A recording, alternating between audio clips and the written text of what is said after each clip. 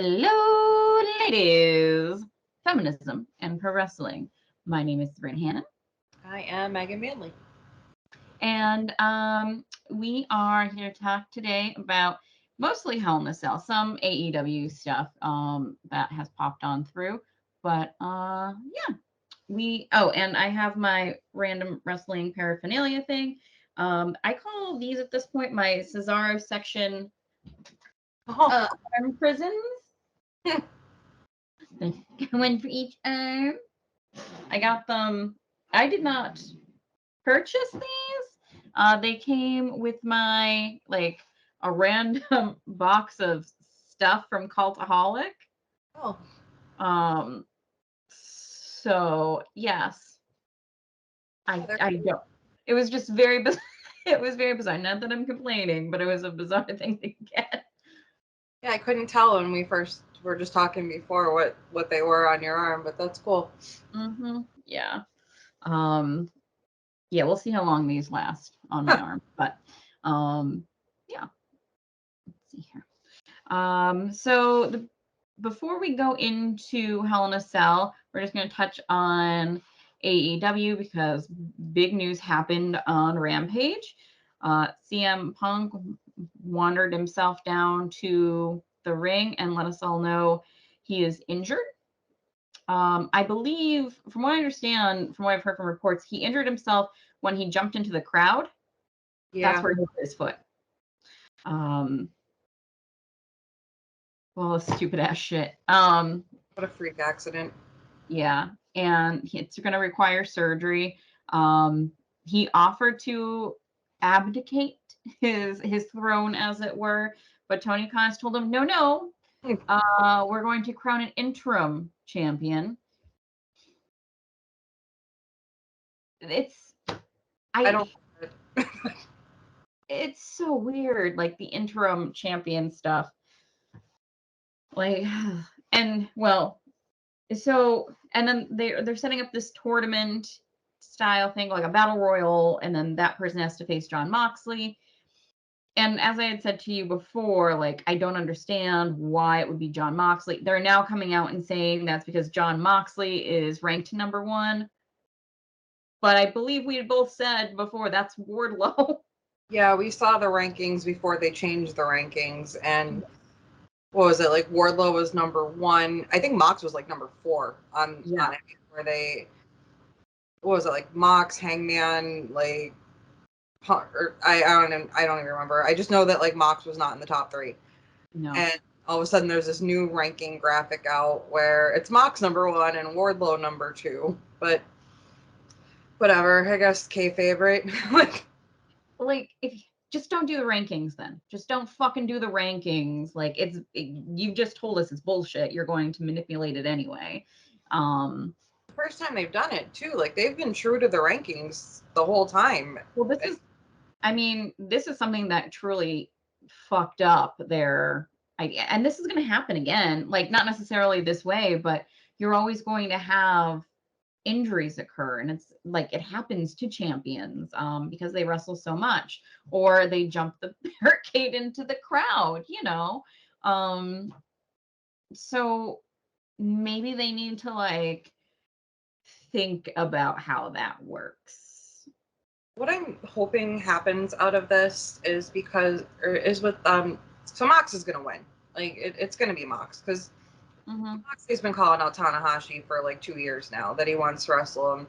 And I think New Japan wanted that match to happen in New Japan, because I think they probably wanted Tanahashi to win. Because I was telling you, he's the ultimate babyface in Japan. He is John Cena of New Japan Wrestling. He was their big top guy for a long time. What I'm hoping happens is that they have Tanahashi win. I think I said that to you. Did I say wouldn't it be some shit if Tanahashi won?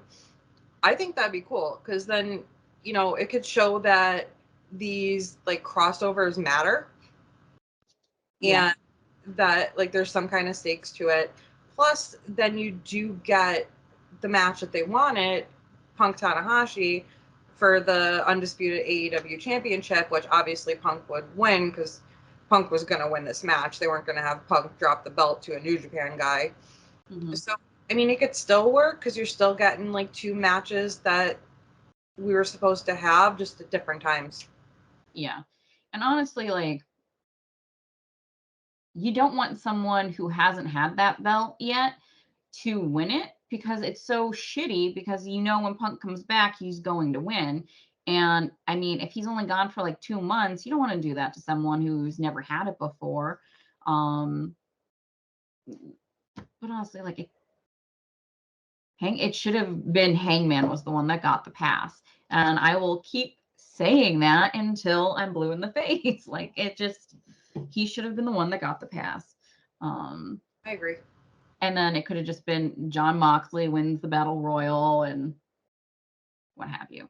But Yeah, I mean, Moxley easily could have won the Battle Royal and then beat Hangman and moved on because Hangman's rumored to be fighting Okada at Forbidden Door for the New Japan belt. So have Hangman lose, and then he can go off and still fight Okada, and we can get Mox Tanahashi, and then just put it on a New Japan guy for like 2-3 months, however long Punk will be out, and then have that match probably for All Out. I would think he'd be back by would be beginning of September. yeah, let's hope. Yeah, and then it would have preserved the precious ranking system. So stop inhaling so much sugar, Tony Khan. The answer is right in front of you. It totally would have made sense for like the last champion who was at least in like the top 5 in rankings to be the one that moved on. I feel bad for Hangman in this case. He lost that belt after a not great booked run, and then Punk was immediately injured. Like it's nobody's fault that somebody got injured. Like they didn't know that that was going to happen. But like that just sucks. Like that just sucks. Yeah. And I can't remember if we touched on this on the last podcast, but and Thunder Rosa is also very upset. I don't think was she on Dynamite? I don't recall. Or not No, Dynamite. Rampage. no, she wasn't, and we didn't touch on it. I don't think that about, or no, we might have mentioned something that she was upset because I think I remember we did mention that it was rightfully. Yeah, she's rightfully upset that she wasn't on and the match wasn't even talked about on Dynamite, Rampage, nothing. And like it was a hell of a match. Like notably, people have said that was one of the best matches. Like not just us either. Like Oh yeah, recognition is due and just nothing. I know they put on a wrestling clinic. Like that was just pure mat wrestling. That they for something that had such a shitty build, they had a fantastic match, one of the best of the night, and to not even be acknowledged or have her on that Dynamite, that wasn't right. Right? At least, like, I don't know. They could have even just taken something and told her, like, we're going to film you having a celebratory dinner. Go. Like, it doesn't even have to be like a huge segment. Something would have been better than nothing. Yeah. She deserved, and I mean, she did deserve something better than just something. But I mean, clearly it's baby steps. I love Britt Baker, but there's no way that she would not have been on the show the next night after winning a pay-per-view match. Like they had her out all the time. Why can't you have I don't understand why they didn't have her on the next night, either of them. I mean, they could have even had Serena on to be like pissed off that she lost, like something. Not like they didn't even acknowledge the match happened. Yep. Yeah. And there's no reason for that. So traveling back into WWE universe, there was Hell in a Cell this week. So we're filming on a Tuesday, so we'll be able to talk about Hell in a Cell and the Raw after. One side thing, so I do watch Ms. and Mrs., which is so beyond scripted with a lot of things, because they once had Dolph Ziggler pretend to have a podcast. It does not exist. because I was shocked because like I'm a fan of Dolph Ziggler, and I was like, he has a podcast? How did I not know that?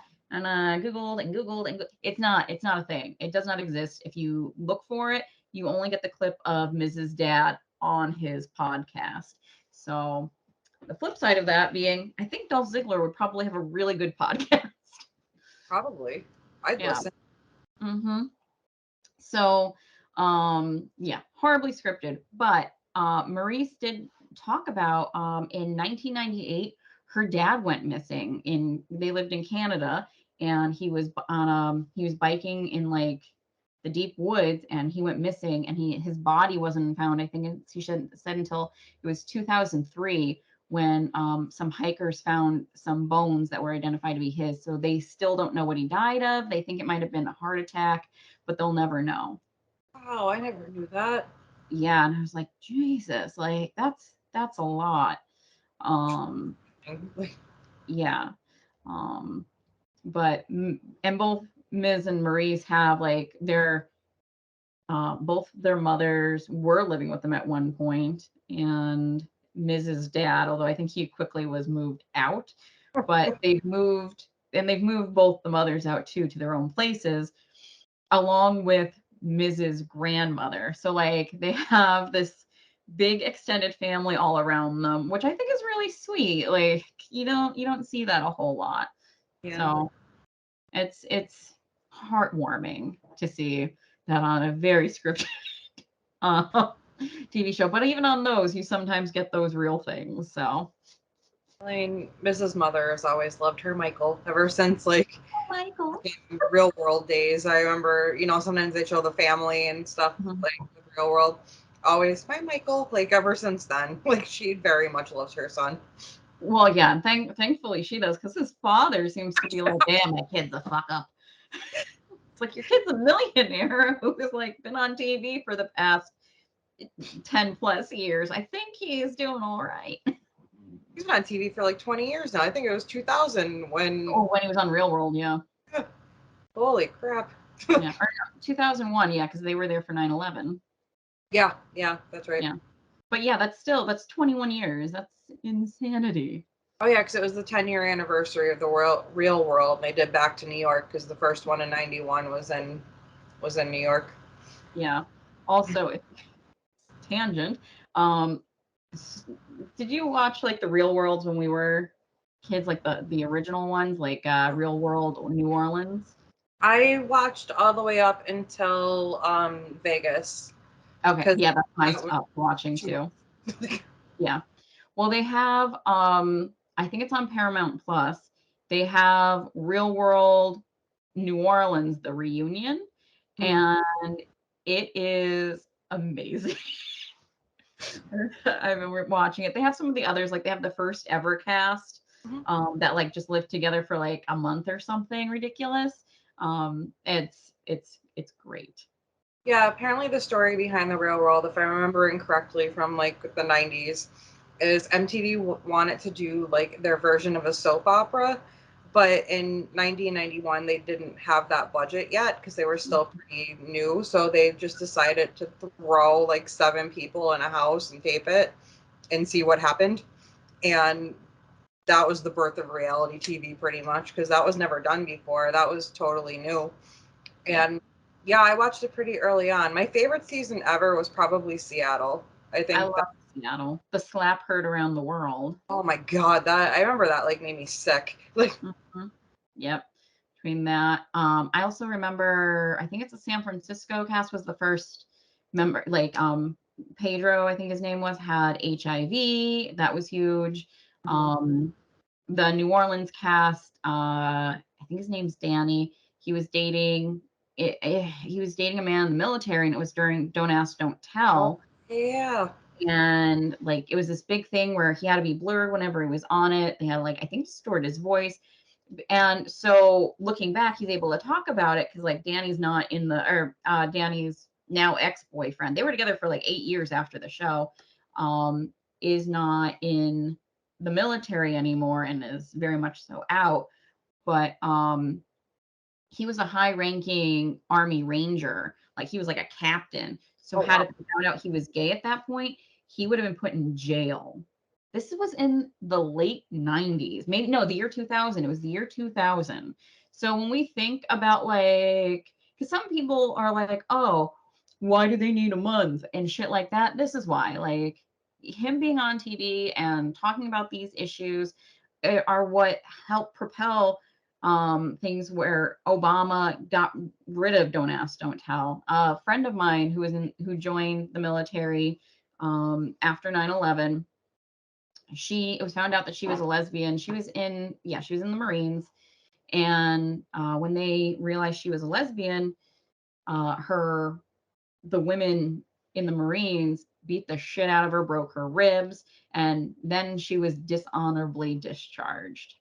So Yeah. she got no benefits. And that's after being like deployed to Afghanistan and stuff. So, Yeah, it wasn't really that long ago. I think people forget that. I mean, we were only late high school or just out of high school in my case. Like, and that shit was still happening. hmm yeah. So, um, yeah, it's an important reminder, not just during Pride Month, but all year round. Um, and there's still so many things that people in the LGBTQ plus community are not guaranteed, like housing in the state of Pennsylvania, or job security, things like that. So we still got a ways to go. But Yeah, 'cause we're one of those the hire at will states, so they can fire you for mhm.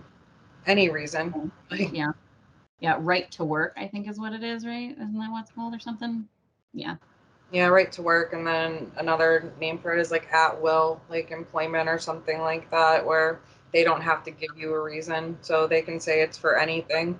So you And can definitely have in the middle of Pennsylvania, Pennsylvania, someone could fire you just for being gay and say it's for something completely different and not get sued. hmm yeah. Um, yeah. So that's a fun thing that we still have to work on as a society.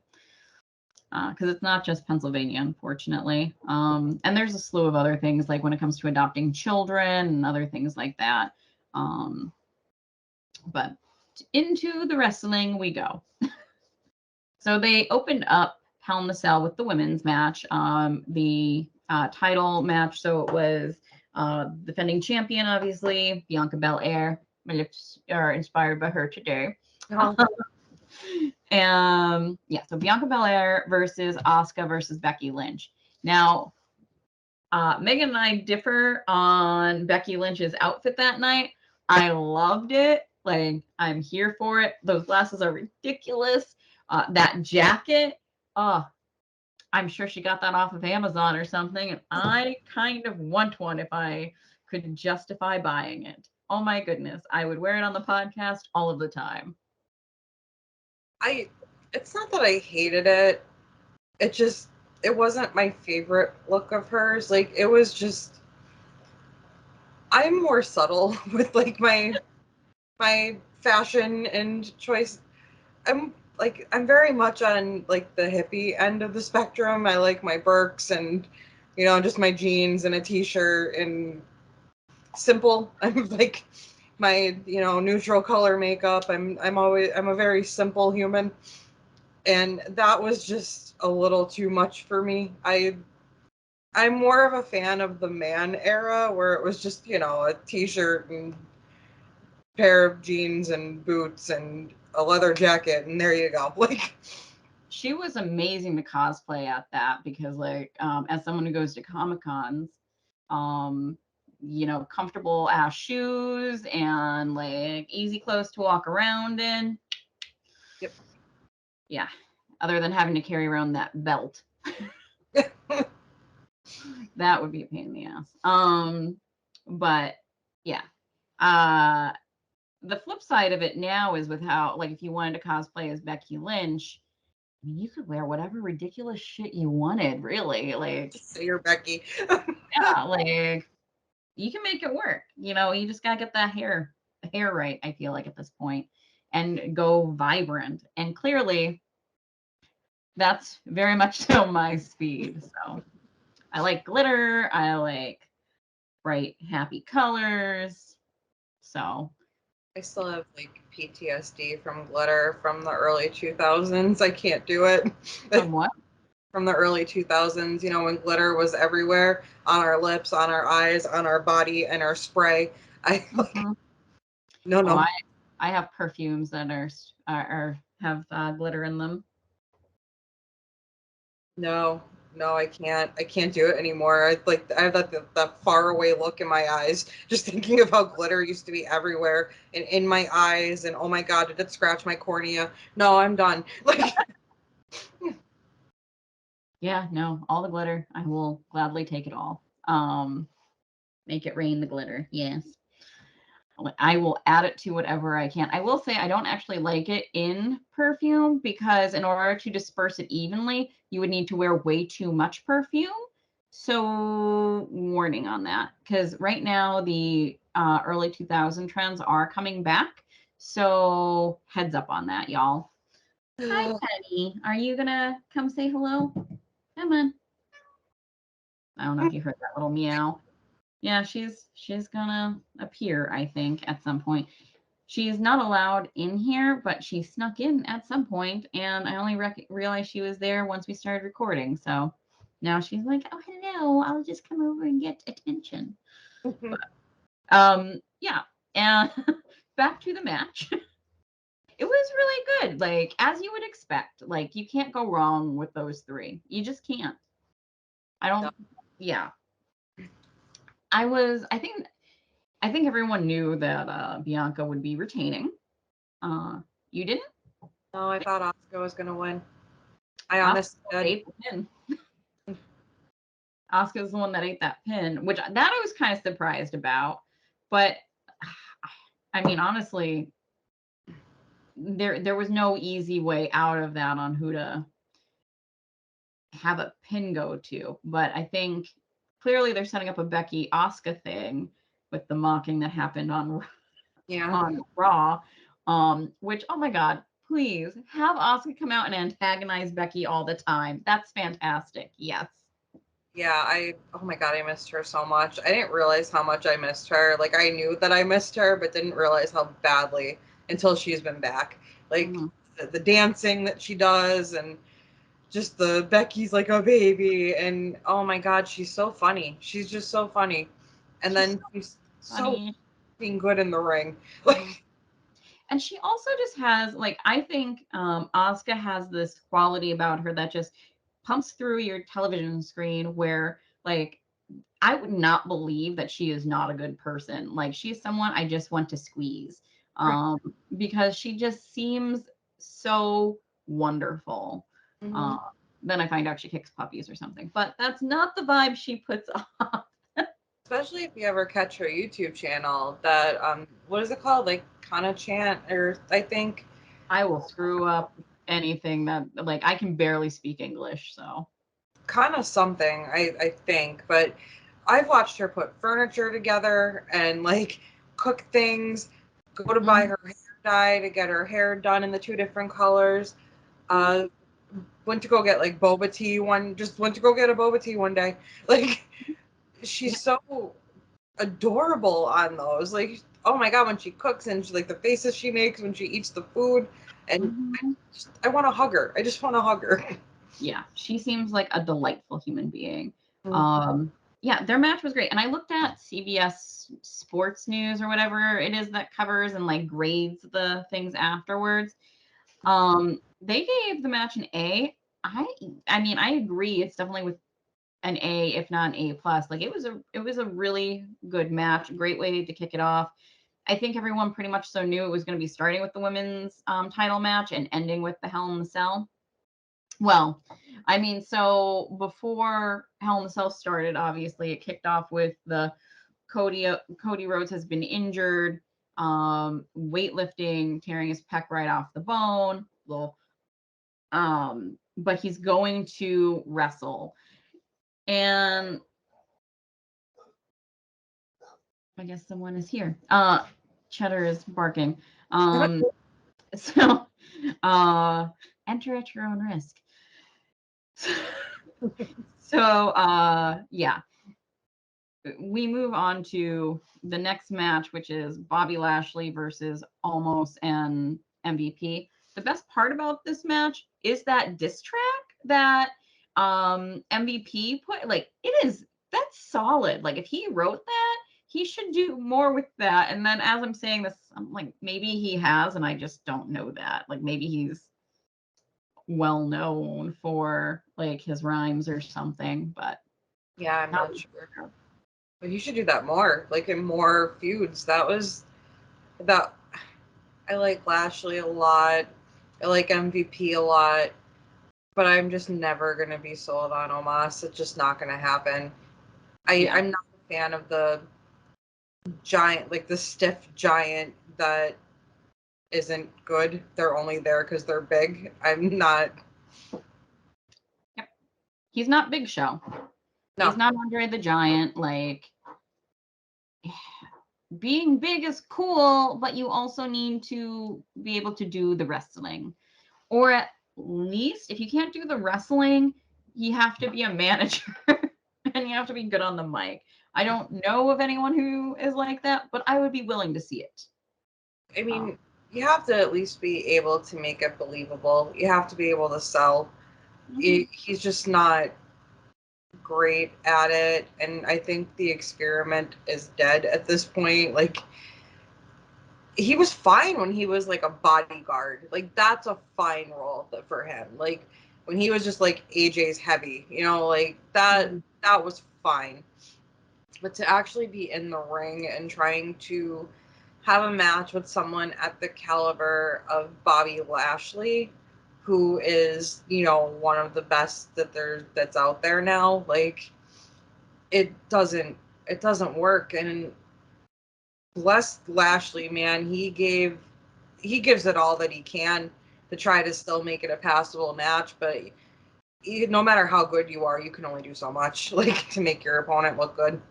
Yeah, and I'm not gonna lie, the dogs needed a pee break, so I took them out during this match, and I missed a good portion of it. I could have gone back and rewatched, but I didn't. Nam did tell me that the match was better than he thought it was going to be, which CBS gave it a B minus. So I don't know if MVP was in that match a whole hell like that. I could see, like, if it was MVP a lot and Bobby Lashley it deserving that. But yeah. Oh, go ahead. The spots with like MVP and Lashley, yeah, that's fine because they're both fine. Mm-hmm. But it's just they gotta stop trying to make it work. Like, stop trying to make fetch happen. It's not gonna happen. Like, MVP's line about Bobby Lashley being jealous because MVP still has all of his hair killed me. I died. I was just like, ooh, snap. the Lana reference, your blonde ex-wife, like. So many things just absolutely destroyed me. I was just like, yes. Yeah, MVP is one of my favorite people, like, talking wise. Like, he's up there for me with, like, current generation people.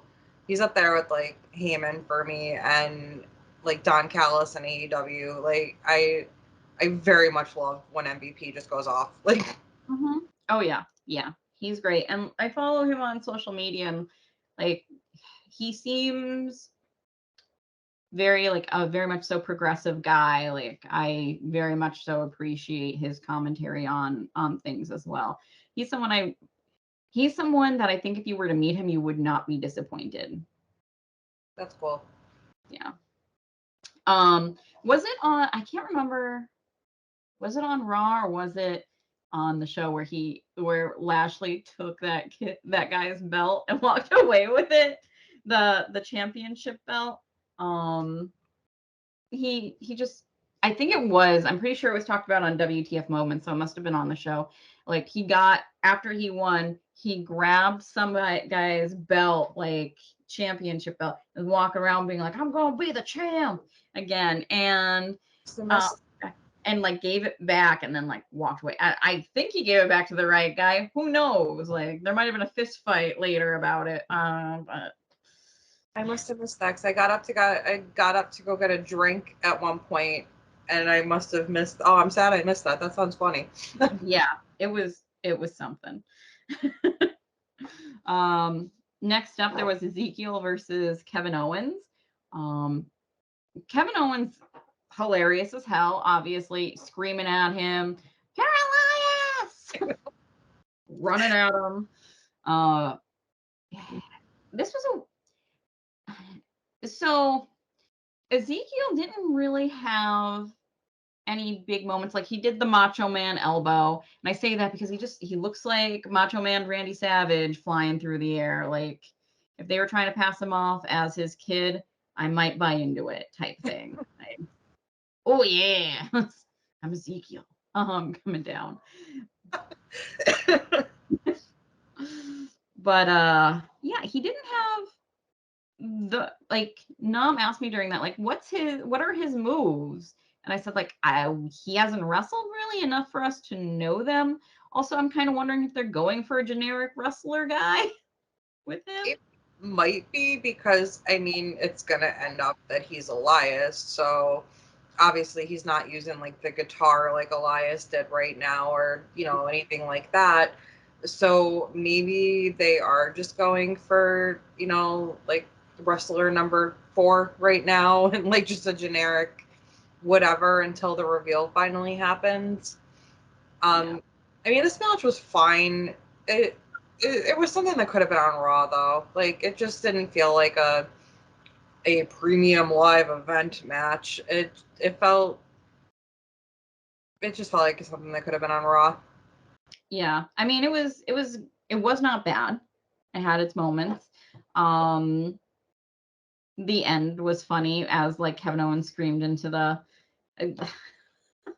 Just yeah, it's fantastic with that. That was given a B as well by CBS.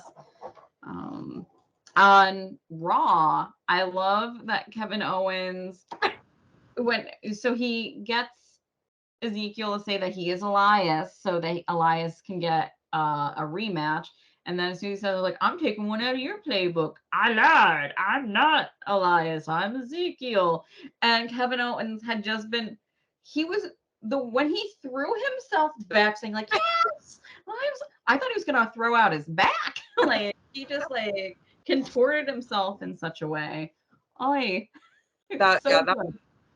that was very funny. As soon as he said like you can have your rematch as long as you like admit that you're Elias, I look over at Brian, I go, he's just gonna say he's Elias and say he was lying, and then that's exactly how it played out. Like, Mhm. Yep. And he did not see it coming somehow. so the feud continues.